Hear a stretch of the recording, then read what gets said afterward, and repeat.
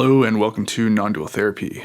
In this video, I will be discussing further the breathing technique that I've recently discovered. If you haven't seen that video, I highly recommend you check that out first. I go into details on how to do it, how I discovered it, and I show myself doing it as well. So if you haven't checked that out first, link will be in the description below.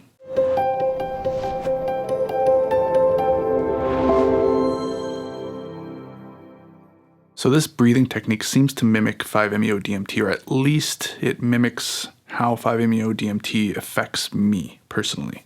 Now, I'm not sure exactly what's happening here, but from what I can tell, the breathing technique that I'm doing, this seems to be the equivalent of taking the medicine. So it's much like taking the pipe, putting the material in, lighting it, taking a big breath in, holding it, and letting go. So that is taking 5-MeO-DMT, but this whole breathing, there's 3 rounds. Again, the tutorial's down below. But that final exhalation seems to be just like taking the 5-MeO-DMT. Now, the symmetrical movements that accompanies this breathing technique is the equivalent of being on the medicine, from what I can tell. You know, after doing it for a couple weeks now, I've had different experiences while doing the symmetrical movements. Sometimes the mind is very quiet. But even when the mind is quiet, there's energy being moved and shifted and released. I burp, I cough, I clear my throat, these kinds of things. Sometimes the mind is just doing its thing and it's kind of unraveling. So now when I take the medicine, I'm, shot out into infinity, and then the ego kind of reconstructs itself near the end of the session. Now when I do the breathing exercise, it's not so much shot out anymore. Like the first time caught me off guard and that happened, but it's kind of trailed off into like this nice easy transition. But when I transition, I'm there, and then the ego seems to seems to come back. But as it's coming back, it's like trying to understand it, but it quickly gets to this place of, oh, everything's one, and then it deconstructs, then the movements flow. So as the movements are flowing, the mind is deconstructing itself, and then it gets to this place where everything is one. And it seems like it's like in and out of that place. So that's how it's happening for me lately. So I'm kind of riding this wave of everything being one, and I kind of fall off it a little bit, and then I get right back on it. Now, somebody asked the question of how do I push the energy? So I do my 30 breaths, and then I exhale and hold. And I find at this time, I actually did this on cannabis. If you are curious to explore this breathing technique further, I highly recommend you work with cannabis. Now, I did this on cannabis, and I could see as I'm doing the breathing, and then I do the first exhale and hold, I could see my spine as an elevator shaft. And there's a center of concentration of where I put my awareness. And I can move that elevator up and down the center of my body. My first exhale, I hold. And then when I inhale, I push the energy into my head. Like this was on cannabis, I could see a clear line from the heart to the head. And it's just flowing to the head. I concentrate on my head, usually my forehead area, and I just push it up. So I kind of constrict my chest. It's kind of I tighten my abs. I kind of tighten my chest up a little bit, and it feels almost like I'm trying to exhale and inhale at the same time. And where those two forces meet, they can't go anywhere, so it just gets pushed up into my head. And it doesn't take a lot of energy to do it. When I was initially trying it, I was really forcing it. You know how you turn your face red when you're a kid like that? I was trying to do that, just putting way too much energy into it, but it's not. It's just this contraction internally, and then it just gets pushed up. That's the best way I can describe it. So then I hold that for 20 seconds, and then on the exhale, the final exhale, I push that down, and I can literally see the point of all the energy getting flushed out of my system all the way down my spine, and I just keep pushing it out, and it keeps getting pushed out the more I exhale. And I'm able to exhale more and more and more as the days go by.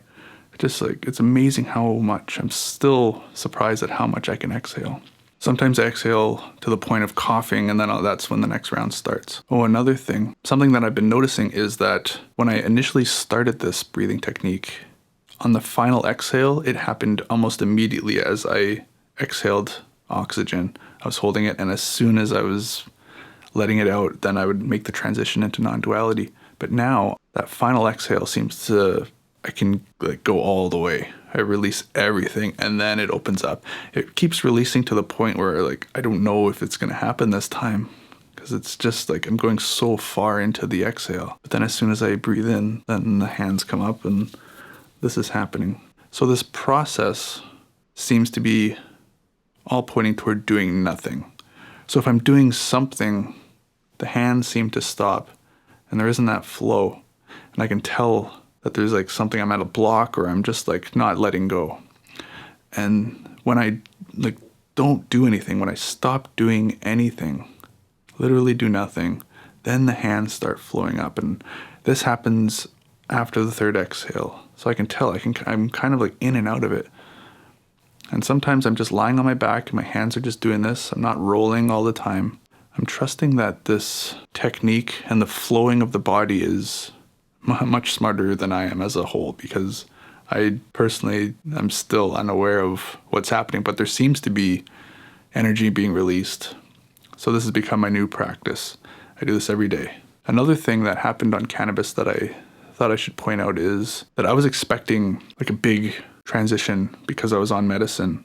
But what happened was the complete opposite. It was instead of this big transition on my final exhale, it couldn't have been more gentler. Like it was like feathering me back down to base reality / non-duality. You know, on the final exhale, I was expecting something to happen, but nothing happened. And then the mind was kind of working itself out. And then as it was working itself out, I literally felt like I was being feathered down to the ground. And then the body opened up and it started doing this like almost seamlessly without a transition point. I have gotten a little bit of feedback. Somebody commented on the video itself that they said they had a breakthrough, and I didn't respond to them.